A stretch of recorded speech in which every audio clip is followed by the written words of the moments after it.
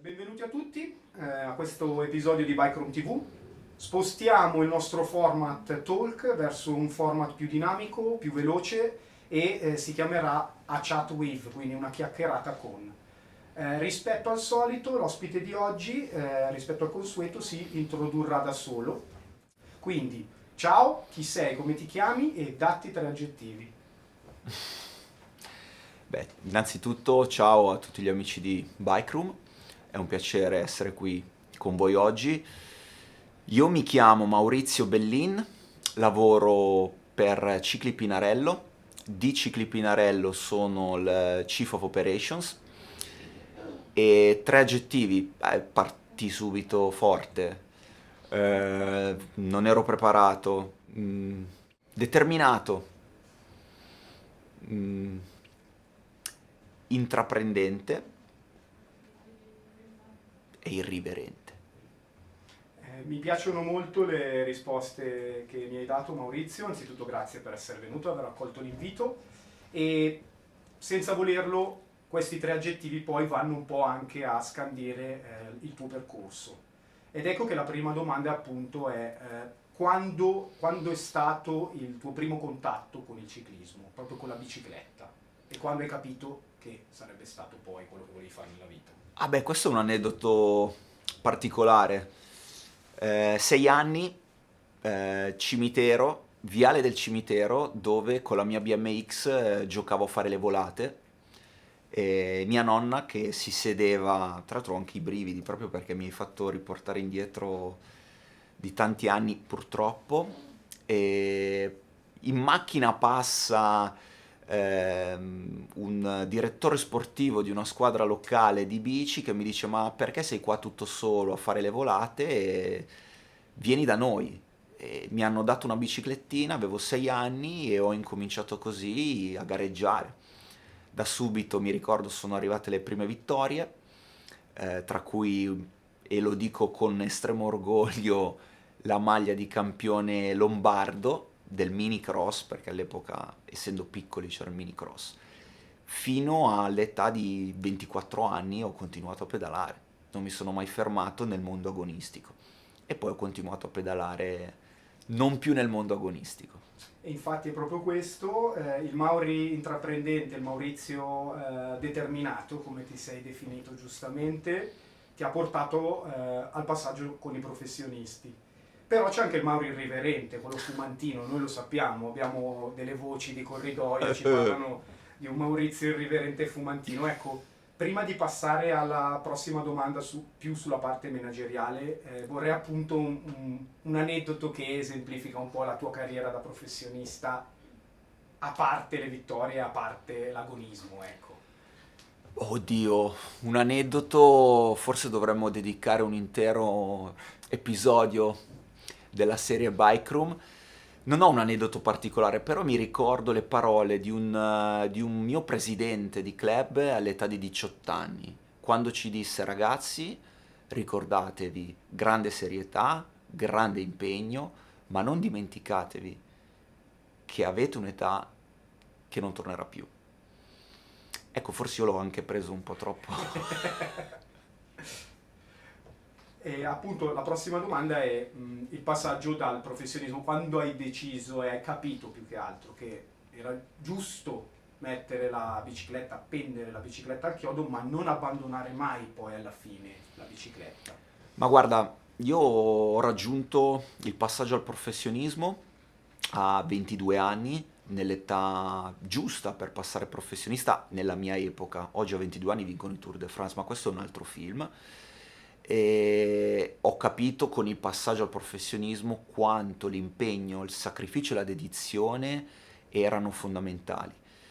Sono arrivato al professionismo grazie sicuramente più al mio talento che alla dose di duro lavoro, lo ammetto, e negli anni successivi ho avuto la consapevolezza con me stesso nell'ammetterlo, e chiaramente il grande lavoro che dovevo mettere in pratica ha fatto sì che sicuramente la valutazione di tutto un po' il panorama fosse compromessa, quindi raggiunto il mio sogno da bambino, in prima elementare il mio compagno di banco voleva fare l'astronauta, l'altro credo il pilota di Formula 1 e io volevo correre la Milano-Sanremo. L'ho corsa, mi sono sentito sotto certi aspetti alla fine di un percorso, dovendo iniziarne un altro molto impegnativo. Beh, insomma, ho deciso che il mondo del lavoro era pronto per me.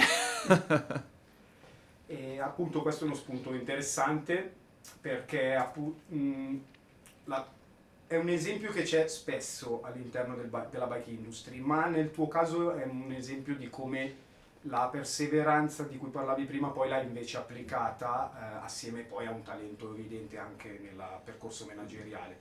Vuoi parlarci prima dello sbarco in Pinarello di come è stata la scalata che ti ha portato poi ad avere un ruolo fondamentale in una delle aziende di biciclette più importanti al mondo? Ma guarda, voglio prima riprendere un po' la prima parte di questa domanda perché ho anche letto molto dopo. Ho trovato quelli che sono degli spunti nello sport professionistico, quindi parlo di sport a livello estremo, degli spunti molto coerenti anche nel mondo del business, nel mondo del lavoro, quindi la grande determinazione, il sapersi muovere con il lavoro di squadra e soprattutto la programmazione al raggiungimento dell'obiettivo, no? Questo filo conduttore che dallo sport poi inserito nel mondo del lavoro mi ha permesso, come hai detto te, sì, di crescere e, e mi ha permesso di crescere anche in un modo inaspettato, perché questi valori erano, lo dicevo prima, da 6 anni avevo iniziato a correre e me li sono portati dentro in maniera normale e automatica, come fosse ormai un DNA acquisito, per cui non mi sono accorto subito di come questi valori andassero a influire su tutto il mio percorso, un percorso che mi ha visto per 13 anni, ehm, prima da commerciale, poi come direttore commerciale, poi come direttore generale Europa di FSA, cui ringrazio tantissimo dell'opportunità e poi mi ha permesso sempre questo mio percorso, sì, di sbarcare a Pinarello. Sono in Pinarello da 2 anni, un ruolo dedicato al prodotto, quindi allo sviluppo del prodotto e alla sua industrializzazione. Quindi da quel viale del cimitero con la BMX, sì, un po' di strada l'ho fatta e sempre grazie alla bicicletta. Ora invece una domanda specifica, io curioso alle mie fonti, sbircio e tutto, ho visto una foto bellissima sul tuo profilo Instagram dove c'è un foglio bianco che è un po' quella lavagna bianca di cui ci parlavi prima, che poi è anche un foglio bianco del tuo percorso e dove c'è Tom Pidcock, e gli appassionati sanno campione di ciclocross, campione del mondo di ciclocross, e lì appunto c'è una bellissima caption che tu hai messo che è dal foglio bianco all'iride di campione del mondo. Ecco, secondo me quella foto è un po' quello che esemplifica quello di cui abbiamo parlato. Però la mia domanda è anche un po' provocatoria. Non ti sei sentito tu nei confronti di Tom quella guida per cui contribuire a uno sviluppo del prodotto, ma anche un'unione di talento, passione e dedizione che poi l'ha portato alla vittoria? Ma guarda, in quel caso, beh, innanzitutto non lavoro da solo, ho un team di R&D composto da 5 ingegneri, fondamentale per me, e ovviamente per poi quello che riguarda il prodotto anche la guida di Fausto Pinarello.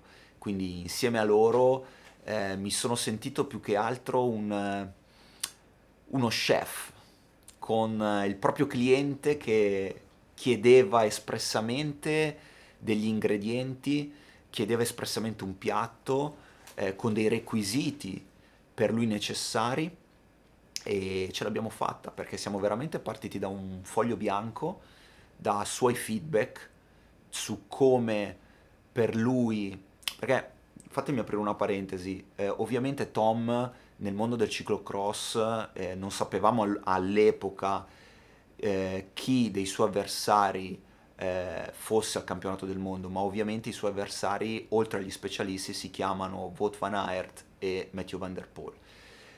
Per Tom era fondamentale ed è fondamentale sviluppare quella fase di corsa dove lui è nettamente più forte di loro, che è il running, cioè nelle gare di ciclocross ci sono dei settori, vuoi per scalinate, vuoi per fango, dove i ragazzi si caricano sulla spalla la bicicletta e corrono.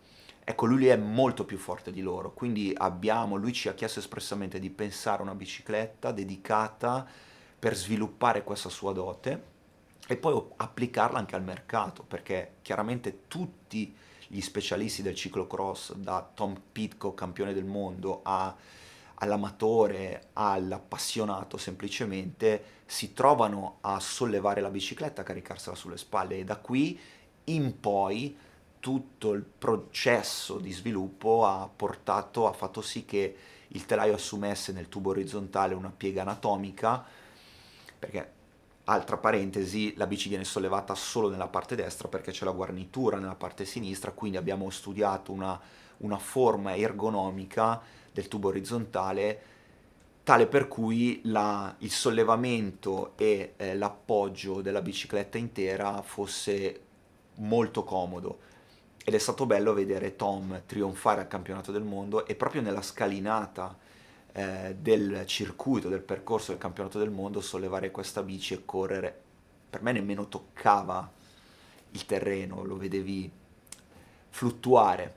Quindi soddisfazione perché davvero dal foglio bianco alla vittoria del campionato del mondo, tra l'altro in un periodo molto compresso.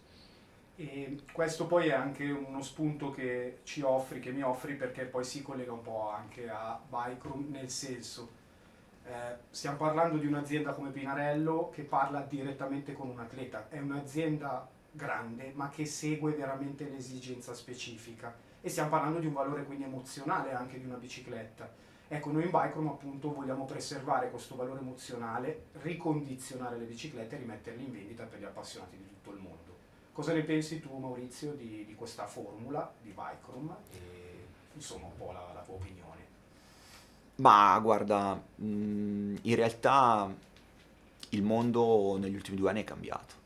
Il mondo è cambiato e ce ne accorgiamo tutti. Il mondo, come lavoriamo, come organizziamo il mondo del lavoro, come organizziamo le nostre giornate, come utilizziamo di più il calendario, come i tempi si stiano evolvendo, come lo smart working sia diventato una realtà e non soltanto in alcune aziende e in alcuni paesi. E in questa evoluzione sto assistendo a un'evoluzione globale e complessiva e sicuramente Bikeroom la metto all'interno di questa evoluzione del mondo, un nuovo mondo, non dimentichiamoci del vecchio perché ci ha portato fino a qua. Eh, Dal mio punto di vista vi faccio un in bocca al lupo perché la sfida è sicuramente ardua, però credo fortemente che come il mondo è cambiato, sicuramente anche il format di Bike Room vada a rispecchiarsi in questa evoluzione.